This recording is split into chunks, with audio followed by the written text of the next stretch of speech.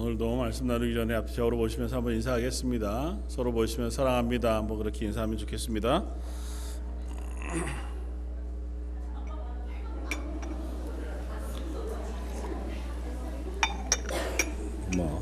제가 꼭 하라는 대로 안 하셔도 됩니다.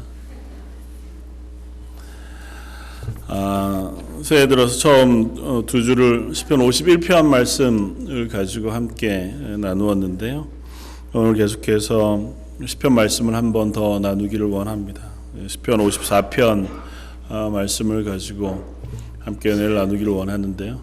시편 말씀은 다른 성경들과 달라서 하나님 우리에게 허락하신 말씀이지만 또한 그 시편의 기자들이 자기의 신앙의 여정을 걸어가면서 하나님께 드린 찬양이자 기도이기도 하고 또 때로는 탄식이자 고백이기도 한 것을 우리가 잘 압니다. 그래서 올 한 해 함께 믿음으로 살아가면서 시편의 고백들이 우리의 기도가 되었으면 좋겠고 또 때로는 시편의 고백들이 우리의 위로하는 위로가 되기를 바라기도 하고 또 조금 더 나아가서 시편의 찬양처럼 우리도 하나님을 기뻐하며 찬양할 수 있는 저와 여러분들이 되었으면 좋겠다 이렇게 생각을 합니다.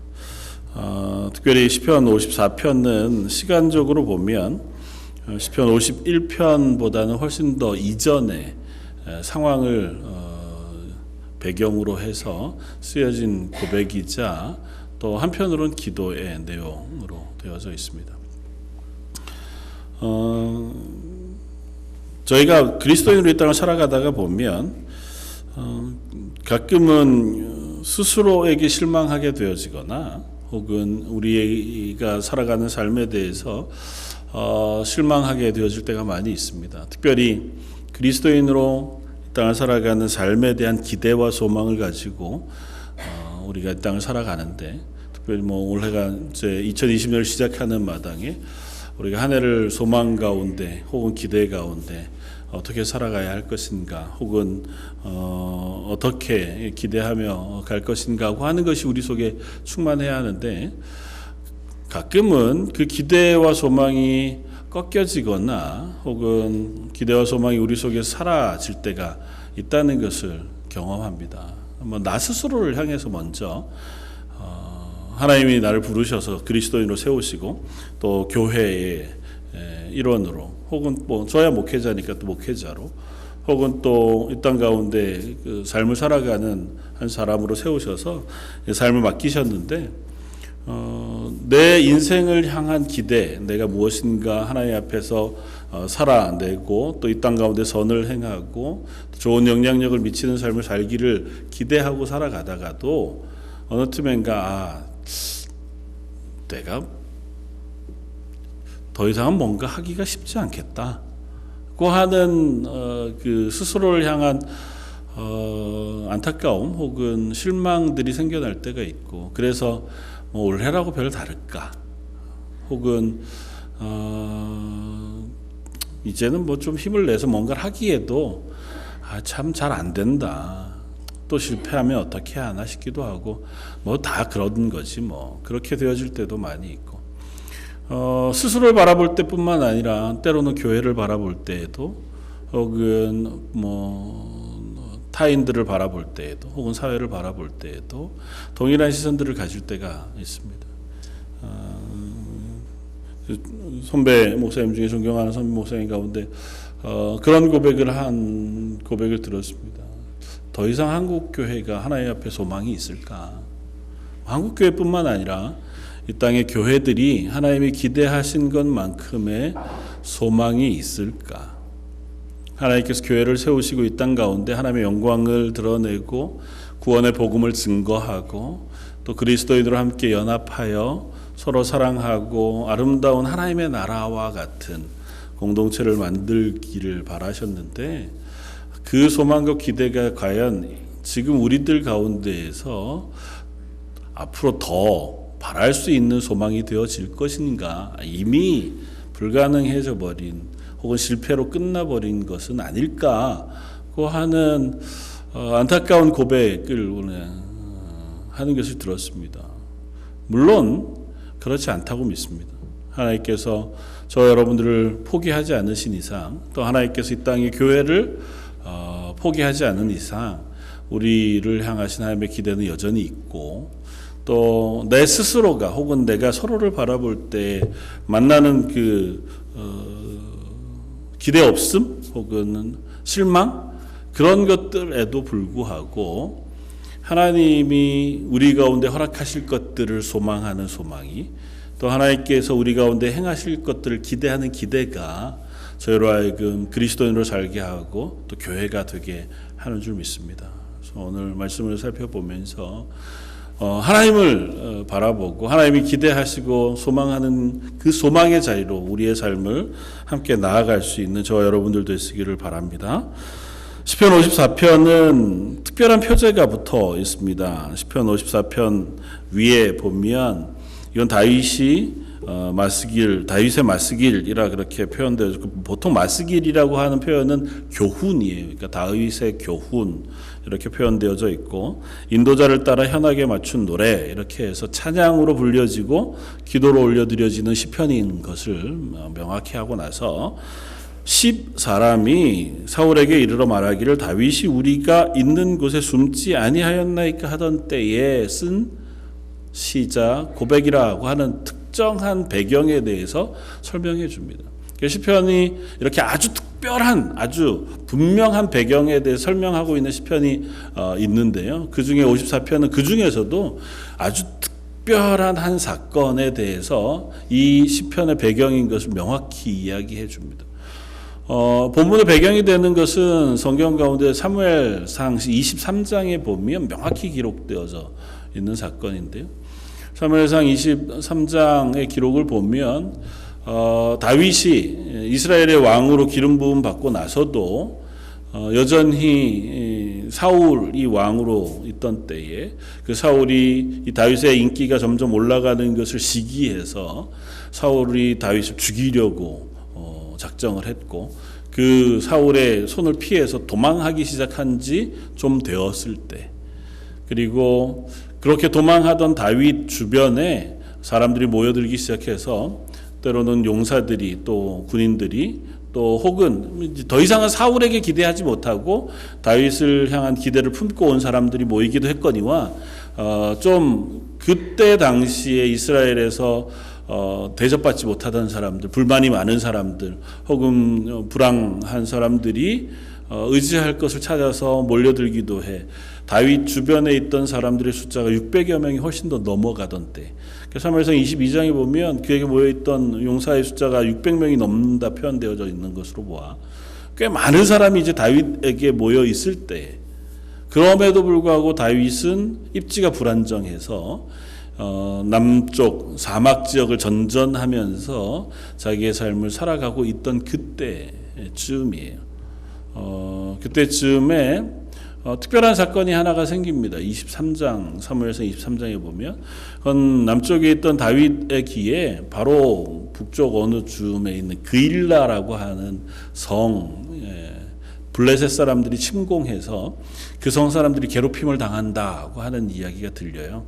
그래서 그곳을 도와줘야 할 마음이 다윗 속에 생깁니다. 왜냐하면 다윗은 뭐 늘 그랬던 사람이지만 자기의 동족이자 이미 이제 기름 부음 받았으니 이스라엘의 지도자가 되어진 다윗이 그일라라고 하는 유다 지파에 속한 한 성 사람들이 당하는 고통을 외면하기가 어려웠고, 특별히 그들을 공격한 나라가 블레셋이라고 하는 이스라엘에겐 가장 강력한 적이자 그때 당시에 이스라엘 계속 괴롭히던 나라였습니다. 특별히 다윗이 죽였던 골리앗이라고 하는 장수가 있던 나라이기도 하고요. 그러니까 그 블레셋이 다시 와서 그일라를 공격하니까 거기로부터 얼마 떨어지지 않은 데에 숨어 있고 거주하던 다윗이 저기에 좀 도와줘야겠다 하는 마음이 생겼습니다. 하나님에게 묻습니다. 하나님, 제가 그일라라고 하는 성에 가서 저들을 도와줘야겠습니까? 하나님이 가서 도와주어라 그렇게 말씀하세요. 네, 하나님이 말씀하시고 다윗은 갈 마음을 먹었지만 상황이 녹록지 않습니다. 다윗 밑에 있던 수하 장수들이 와서 다윗에게 얘기합니다. 무슨 얘기를 그렇게 하십니까? 좀 생각을 해보십시오. 사울이 지금 다윗과 자기들을 잡기 위해서 온 군대를 풀어서 이 지역들을 사사시 뒤지고 있어요. 이게 혈안이 되어 있습니다. 그런데 그 앞에 그일라라는 성에 떡하니 가서 블레셋과 싸워 그 성을 구해낸다고 하면 나 여기 있으니까 나 잡아가시오 이러는 거랑 똑같지 않습니까? 그거는 자살행위나 똑같은데 그런 일을 하면 안 됩니다. 조금 더 설득하면 아마 이런 설득도 했겠죠. 이 조탐대실이다. 당신이 그일라, 당신 나라, 당신 백성들을 사랑하는 마음 알겠다. 그러나 그일라라고 하는 작은 성 하나 돕자고 당신의 생명이 없어지면 앞으로 이 나라는 어떻게 할 거냐. 이 작은 거에 마음 두지 말고 좀 크게 보고 멀리 봐서 지금 거기 가는 건 올바른 일이 아니다. 충분히 설득이 가능하죠. 이해가 가능합니다. 특별히 그일라라고 하는 성은 사울이 다윗을 찾아서 혈안이 되어 군대를 파견한 데서 멀지 않아요. 심지어 그일라라고 하는 성은 들어가서 싸우다가 보면 주변에 자기를 잡으러 오게 되면 도망갈 구멍이 없는 요새와 같이 막다른 골목처럼 되어져 있는 성이거든요. 그러니까 자칫 잘못하면 위험할 여지가 너무 많은 성이었습니다. 다윗의 마음이 좋죠. 선한 마음이고. 마치 이런 것과 비슷합니다. 그리스도인 우리가 살아가면서 가끔 우리가 하나님 앞에서 믿음으로 결정해 좋은 일을 할 만한 또 그런 요구를 받을 만한 상황에 놓여지기도 합니다. 그래서 저건 참 내가 해야 할 만한 일이겠다. 저분을 좀 도와줘야겠다. 아니면 이 일을 좀 내가 해야겠다. 근데 보니까 그거를 하면 생길 만한 어려움이 너무 많아. 눈에 뻔히 보여. 이거는 좋지만 이 일을 하고 나서 감당해야 할 어려움과 위협 혹은 뭐 또 여타한 오해들 뭐 이런 것들을 생각하면 이걸 안 하는 게 장기적으로 맞아. 그런 상황이 있을 수 있잖아요. 다윗 입장에선 그런 것이었습니다. 자기가 외면하기 어려운 동족의 어려움이고 그럼에도 불구하고 섣불리 다가갔다가는 더 크게 위협을 당할 만한. 그래서 하나님을 향해서 한 번 더 묻습니다. 하나님 정말 제가 올라가서 이들을 도울까요? 하나님이 올라가라 그렇게 말씀하세요. 뭐 하나님 가라 하시니 그럼 좋습니다. 올라가서 그일라 성을 구원해 줬어요. 참 선한 일을 잘했고 그일라 성을 구원했으니 감사한 일이죠. 그런데 아니나 다를까 그 성 사람들이 사울에 가서 다윗 여기 있으니 잡아가시오. 이렇게 고자질하는 사람이 있었습니다. 뭐 사무엘서 23장에 그 사람이 그일라 성 사람이다 이렇게 분명하게 표시를 해놓지는 않았지만 어떤 사람이 그러니까 뭐 다윗 입장에는 참 당황스러운 거죠. 그럴 수 있겠다 짐작은 했으나 실제로 당하고 나니까 황당한 일인 거죠. 난 선한 일을 했는데 되돌아온 건 위험이에요. 심지어 그것도 사울이 알아서 찾아온 것도 아니야. 여기 있던 사람이 사울한테 가서 다윗을 잡아가시오 이렇게 자기 구해주니까 자기의 이득을 위해서 다윗을 팔아먹은 거잖아요. 다윗 입장에 괘씸하죠. 뭐 그래도 어떻게 해요? 빨리 도망쳤습니다. 다행히 사울의 군대가 오기 전에 그일라라는 성에서 이 십광야라고 하는 곳으로 도망쳐서 숨었습니다. 특별히 다윗이 이렇게 할 수 있었던 것은 지금 그일라, 뭐 십광야, 뭐 다윗이 그동안 다니던 엔게디 이런 모든 것이 다 다윗 지파였던 유다 지파가 속한 지역의 땅들 중에서도 남쪽에 낙후되어진 데 사람이 안 사는 사막 지역. 그러니까 다윗 입장에는 그래도 동족들이 있는 친척들이 있는 땅에 도망다니니까 이 사람들이 자기를 그래도 조금은 참아주고 보호해 줄 수 있는 눈치껏 숨겨줄 수 있는 정도쯤 되어서 거기를 계속 도망다니고 있었단 말이죠. 이게 십강야도 동족이 사는 땅이에요. 그러니까 자기 동족이라기보다 친척들이 사는 땅이에요. 유다 지파 사람들이. 거기 숨었습니다. 근데 이게 웬일입니까? 십강야에 갔는데 오늘 본문 위에 표제에 뭐라고 돼 있어요? 10사람이 사울에게 이르러 말하기를 다윗이 우리가 있는 곳에 숨지 아니하였나이까 하는데 숨어 있는데 거십광야에 숨어 있는 그 지역 사람 유다 지파 다윗에게는 먼 친척벌 되는 그 사람들이 사울에게 또 갑니다. 가서 다윗이 여기 있으니까 오셔서 잡아가시오. 사울 군대를 몰래 데리고 와서 다윗을 잡을 수 있도록 협력하는 그 사실을 안 때예요. 이때 얼마나 위급했냐면 다윗이 사울이 잡으러 온 것을 급히 피해 도망가느라고 이 골짜기 하나를 두고 사울 군대가 있고 다윗이 있는 정도쯤으로 가까이까지 그 얼굴이 보일 만한 자리까지 추적을 당했어요. 그렇게 도망해서 도망간 데가 엔게디라고 하는 굴이에요. 그러니까 다윗 입장에는 답답한 지경에 답답한 지경을 더한 거죠. 어떻게 이럴 수 있나? 내가 좋은 일 하려고 했는데 하나님 앞에도 하나님 내가 하나님의 백성 선하게 내가 돕기 위해서 애쓴 거고 그것도 심지어 하나님 가라 그러셨잖아요. 하나님 가라 그랬으면 제가 이게 선한 일 한 거에 대해서 뭐 좋은 결과가 있어야지.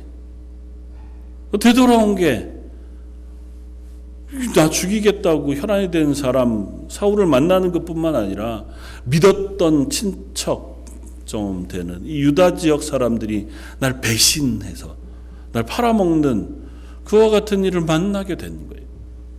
내가 구해줬더니 그 사람들이 나를 배신하지 않나? 내가 그나마 믿었던 사람들 이 사람이면 괜찮겠지. 이 사람들이 정도쯤이면 그래도 내가 좀 마음을 터놓을 수 있을 거야. 그랬던 사람들이 내 뒤통수를 치는 상황을 만나게 된 거예요. 그야말로 답답한 지경에 다윗이 놓여졌을 때에 그때에 하나님께 드린 기도이자 고백이 이 시편 54편의 고백입니다.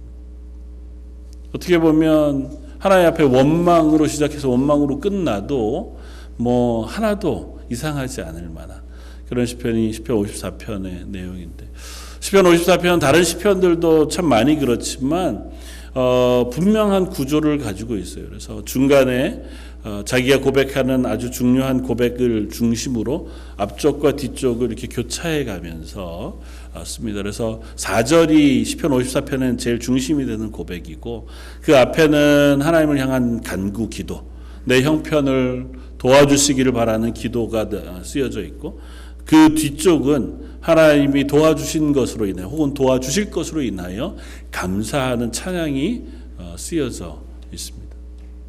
다윗이 하나님 앞에 기도하기를 이렇게 시작합니다. 1절 2절 하나님이여 주의 이름으로 나를 구원하시고 주의 힘으로 나를 변호하소서. 하나님이여 내 기도를 들으시며 내 입의 말에 귀 기울이소서. 그냥 일상적으로 하나님께 드리는 기도와 찬양 같습니다. 하나님 저를 도와주십시오. 하나님의 이름이라고 하는 표현을 쓰는 것은 하나님의 성품이에요. 하나님이 어떤 분이신지 제가 아는데 그 하나님의 성품 그것을 따라서 저를 좀 구원해 주십시오. 이런 거죠. 전능하신 하나님, 하나님은 전능하시니 그 능력으로 날 도와주십시오. 오래 참으시는 하나님, 하나님 이전에도 오래 참으셨으니 지금 저를 좀 참아주십시오. 그렇게 기도하는 것과 비슷합니다. 하나님의 이름은 하나님의 캐릭터에 대한 고백이에요. 하나님은 악을 싫어하고 선을 좋아하시잖아요. 하나님 앞에 선한 일을 행한 것을 하나님 결코 외면하지 않으시는 하나님이시잖아요. 제가 지금 하나님 말 듣고 좋은 일 했으니 그렇게 당한 어려움이라면 하나님 날 좀 도와주셔야 하지 않겠습니까? 그 고백을 지금 하나님께 하는 거예요. 하나님 주의 이름으로 나를 구원하시고 하나님의 힘으로 나를 변호해 주십시오. 뭐 이게 재판정에 쓴 것도 아닌데 몇 변호해 달라고 해요. 하나님 내 편이 좀 돼 주십시오 이거잖아요. 내가 지금 억울합니다. 3절에 보면 그 억울한 지경을 이렇게 얘기해요. 낯선 자들이 일어나 나를 치고 포악한 자들이 나의 생명을 수색하며 하나님을 자기 앞에 두지 아니하였습니다. 낯선 자들이 일어나서 나를 치고 포악한 자들이 내 생명을 찾습니다. 낯선 자들은 보통은 이방인들을 이야기해요. 근데 지금 다윗의 입장에는 다윗을 치고 있는 사람이 블레셋 사람이거나 이방인들은 아니에요. 오히려 자기가 도왔던 그일라 사람이거나 자기 제일 가까울 만한 유다 지파인 10 사람들이 자기를 치고 있는 상황이거든요. 왜 다윗은 이걸 낯설다고 표현할까요? 그 사람들이 낯설게 보이는 거죠. 그런 상황인 거예요. 이러면 안 되는 거 아닌가? 야, 어떻게 이럴 수 있지? 너는 나한테 이러면 안 되는 거 아니야? 이런 마음이 다윗에게 있는 겁니다. 그 이스라엘 사람들은 내가 당신들을 도와주기 위해서 위험을 무릅쓰고 와서 당신들을 돕고 구원해 줬는데 얼굴을 싹 돌변해가지고 나를 팔아가지고 자기들이 이득을 얻기 위해서 자기 뒤통수를 때리는 게 얼마나 낯선 상황이겠어요. 내가 기대하지 않은 상황을 만난 거죠. 내가 감히 이런 걸 원해서 내가 이 일을 한 건 아닌데 그런 상황을 만난 것이 낯섭니다. 그나마 사울이 자기를 붙잡으려고 혈안이 돼 있을 때도 이 남쪽 네겝 지역에서 도망 다닐 수 있었던 이유는 여기에 자기 친인척 유다 지파가 사는 땅이에요. 하나님이 유다 지파의 땅을 제일 밑에 두셨고 그 다음에 사울의 지파인 베냐민 지파 그리고 그 위에가 요셉 지파 땅이거든요. 그러니까 이 위로 올라가면 위험해. 그래서 이 남쪽 특별히 사람 안 사는 사막 지역 여기 숨어 살며 도망 다녀도 가능한 것은 그래도 유다 지파가 여기를 차지하고 있으니까 뭐 노골적으로 그들이 날 도와줄 거라고 생각 안 해도 그래도 조금은 안심되는 면이 있잖아요. 다른 사람보다 낫겠지. 실제로 다윗이 나중에 이스라엘의 왕으로 등극할 때에 맨 처음에는 유다 지파만 다윗을 왕으로 세워요. 그래서 유다 지파를 위시해서 그 왕으로 세웠다가 나중에 전체 이스라엘 12지파로부터 왕으로 세움을 받습니다.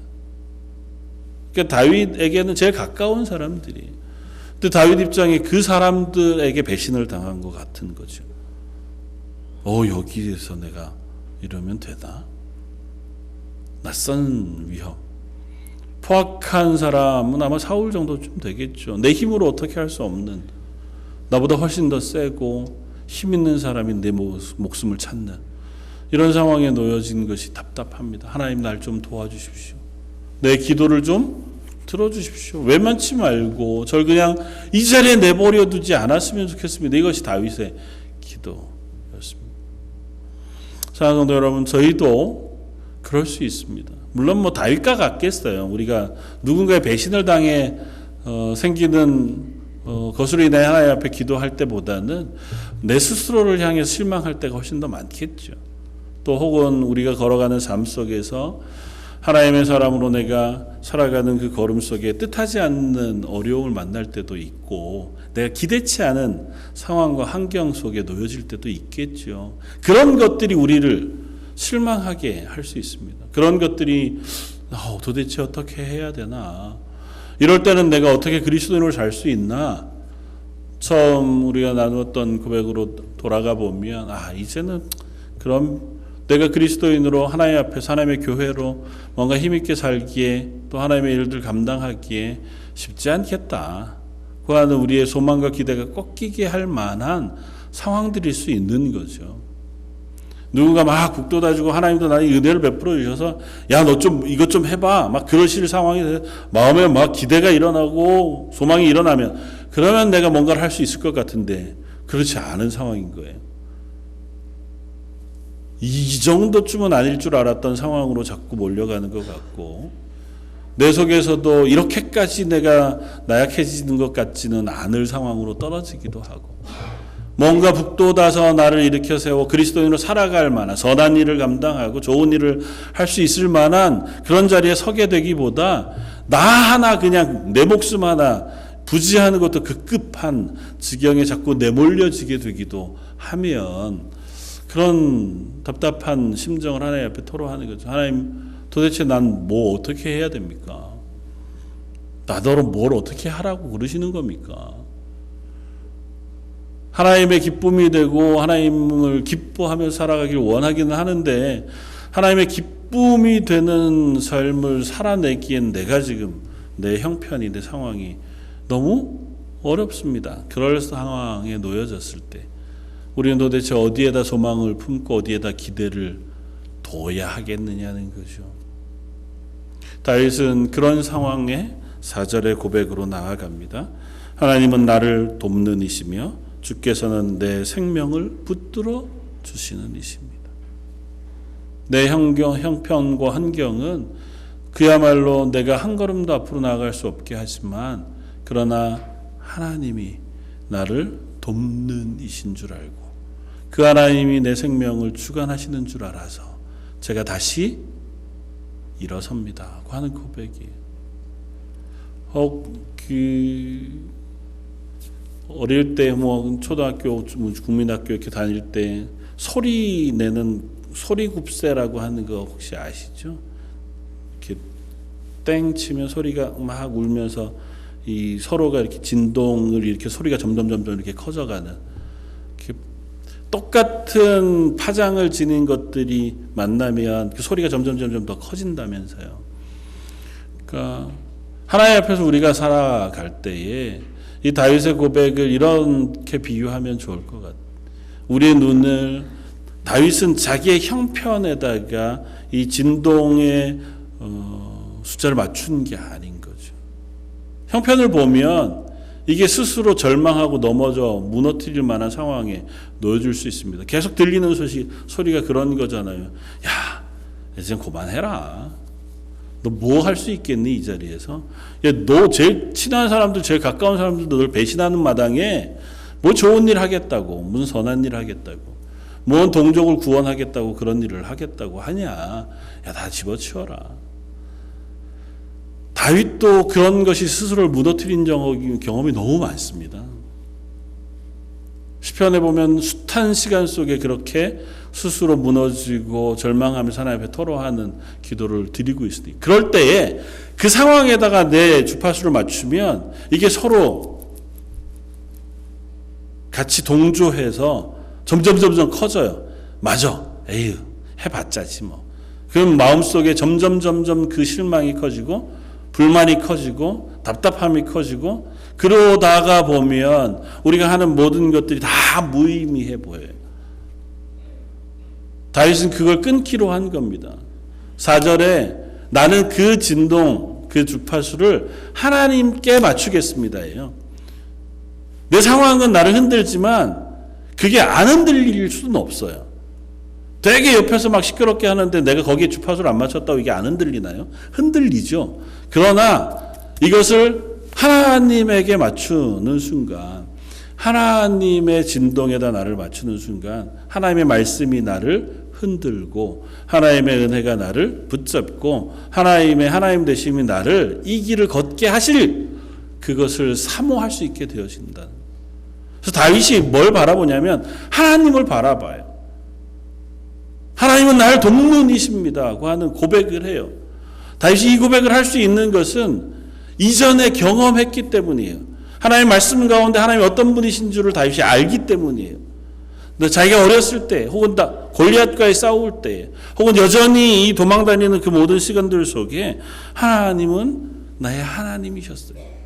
그래서 그 하나님을 기억하고 생각해낸 거죠. 그리고 내가 그 하나님을 의지하기로 작정하는 겁니다. 내 눈을 그 하나님께로 맞추기로 작정하는 거예요. 사실은 애씀이 필요합니다. 어쩌면 우리가 노력해야 할지도 몰라요. 우리가 이 땅의 삶을 살아가면서 우리 눈을 하나님께로 맞춘다고 하는 것은 어렵습니다. 하나님 눈에 보이시지 않아서 그분을 우리가 바라보기도 어렵고요.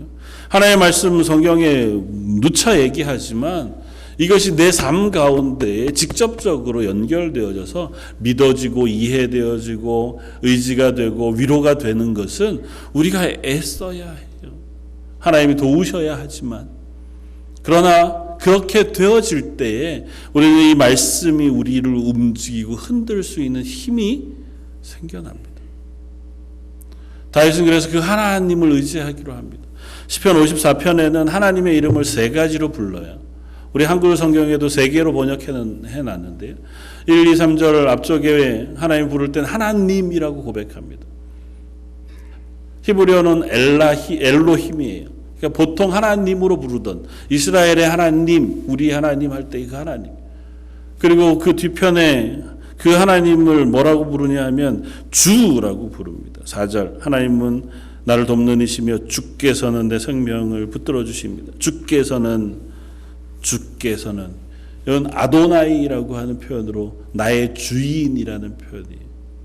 그러니까 하나님은 내 삶을 책임지시는 분이십니다라고 하는 고백. 마지막으로 그 하나님의 이름을 여호와로 고백해요. 6절에 내가 낙헌제로 주께 제사하리이다. 여호와여 주의 이름에 감사하오리니. 이 여호와는 자주 말씀드리지만 언약의 하나님이세요.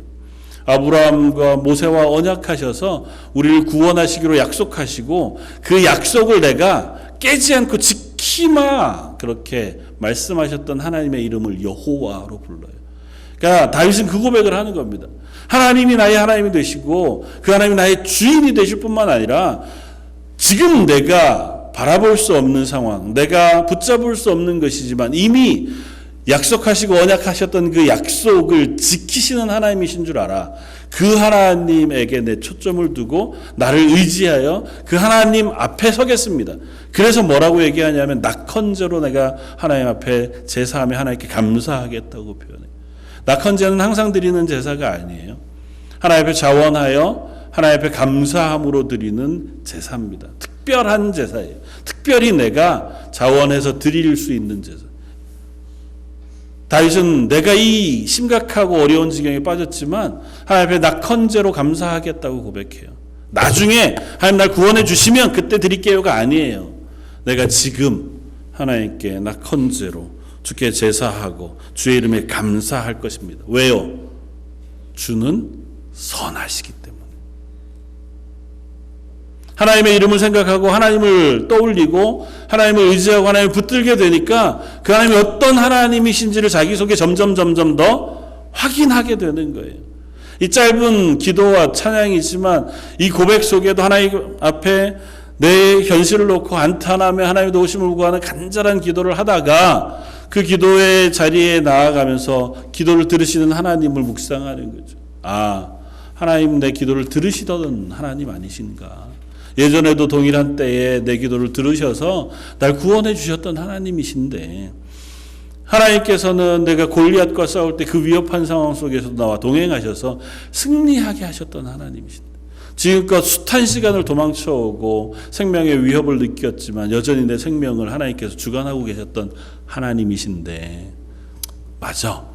내가 그 하나님이 나를 여전히 보호하실 줄 믿고 그 하나님이 나를 포기하지 않고 나를 향한 기대를 거두시지 않았는데 내가 먼저 포기하고 기대를 거둘 이유가 없겠다고 고백하면서 하나님 앞에 내가 감사로 하나님께 제사하겠습니다. 하나님 선하신 줄 압니다. 그 선하신 하나님, 선하시다는 표현은 여러 가지 고백이 담겨 있어요. 하나님 선하시다고 하는 건 그냥 착하시다는 의미가 아니잖아요. 하나님은 선하시다는 얘기는 악을 미워하시고 하나님을 의지하는 자들을 참아주시고 우리를 향하여 구원 베푸시길 기뻐하셔서 하나님 가장 소중한 것까지 기꺼이 내어놓으실 만큼 우리를 사랑하시는 하나님이라고 하는 그 고백을 담고 있는 거죠. 그 하나님을 내가 아는데 그 하나님을 내가 기억하는데 내가 다시 그 하나님을 의지해서 일어서겠습니다고 하는 고백을 하는 거죠. 그래서 7절은 그 고백을 아예 과거형으로 끝내요. 7절 참으로 주께서는 모든 환난에서 나를 건지시고 내 원수가 보응받는 것을 내 눈이 똑똑히 보게 하셨나이다예요. 그렇게 하실 것을 믿습니다도 아니에요. 그렇게 하셨습니다. 지금 상황이 어떤 상황이라고요? 제일 답답한 상황이라고요. 믿었던 사람들로부터 뒤통수 맞고 내가 기대하지 않은 상황 속에 위협에 빠지고 선한 일하고 좋은 일하고 잘 하나님이 맡기신 일들을 감당하다가 당한 목숨의 위협, 정말 답답한 지경이라고요. 그런데 하나님 앞에 기도하다 보니 하나님이 날 구원하셨습니다 하고 고백합니다. 저 여러분들에게도 하나님 동일하신 하나님이신 줄 믿습니다. 하나님이 저 여러분들에게도 여전히 동일하신 줄 믿습니다. 하나님은 한 번도 이 하나님의 백성을 향하신 마음을 거두신 적이 없으신 줄 압니다.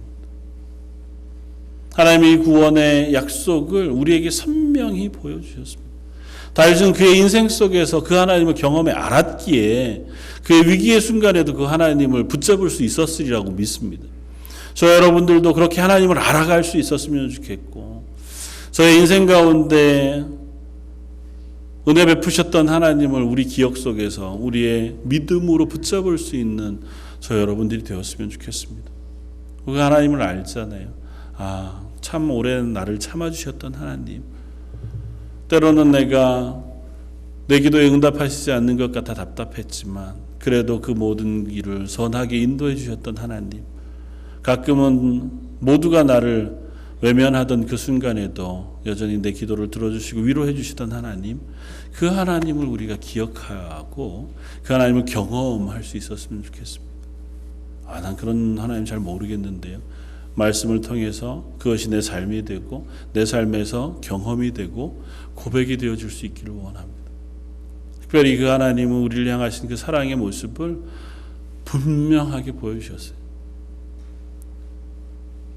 하나님 말씀하십니다. 하나님이 다윗의 이 자리를 이해하고 그 자리에 있는 다윗을 아시는 것은 하나님이 먼저 그 자리에 계셨기 때문이라. 전 자주 그런 설교 가운데도 말씀을 나누었지만 그런 고민을 합니다. 하나님께서 굳이 예수 그리스도를 이 땅에 보내셨을까? 하나님의 구원을 그저 하실 수 있었을 텐데 하나님의 아들이신 예수 그리스도를 이 땅에 보내셔서 30여 년 넘게 인간으로 살게 하셨다가 십자가에 달려 죽게까지 하실 필요가 있었을까? 아니, 그렇게 하는 것이 필요했다 할지라도 그렇게 고통당하면서 고난당하고 채찍에 맞고 육신으로도 괴롭힘을 당할 필요가 있었을까? 좋다. 그것까지도. 사람으로 그렇게까지 배반을 당하고 사람으로부터 버림을 받을 이유가 있었을까? 12제자 가장 가까웠던 제자들조차 그 중에 하나 가룟 유다 예수님을 팔아서 배반당하여 십자가에 달려 죽게 하는 그런 상황을 만들 필요가 있었을까? 그 사람들이 이해가 안 돼요. 그래서 그걸 어떻게 얘기하냐면 가룟 유다도 필요가 있었겠다. 보통 성탄 때가 되면 뮤지컬들 한국에서도 그렇지만 여기에서도 가끔 잘하는 뮤지컬 중에 하나가 지저스 크라이스트 슈퍼스타라고 하는 뮤지컬인데요. 한국에서는 굉장히 성경적으로 많이 각색을 했습니다만은 원각색은 그렇지 않아요. 원각색은 예수님과 가룟 유다가 거의 비슷할 만큼의 주연이 돼요. 그 가룟 유다가 노래하면서 그렇게 고백해요. 억울하다는 거죠. 내가 꼭 필요하지 않았냐는 거죠.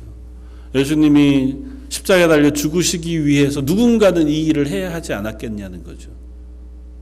내가 꼭 악해서만 이랬겠냐고. 이 역할도 필요하니 나도 희생양 아니냐고. 그게 어쩌면 세상의 시각이에요. 아닙니다. 가룟 유다 없어도 돼요. 가룟 유다는 자기의 악함 때문에 범죄한 거예요. 우리도 가끔은 그런 항변을 합니다. 하나님 제 속에 이런 욕심을 왜 넣어주셔가지고 제가 이렇게 실패하게 하시는지. 아니요, 그냥 우리가 실패한 거예요. 하나님은 악을 만드신 적이 없어요. 하나님은 죄를 조장하신 적이 없습니다.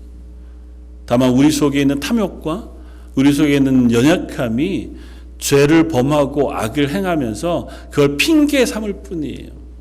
가룟 유다, 굳이 가룟 유다가 있을 이유가 없어요.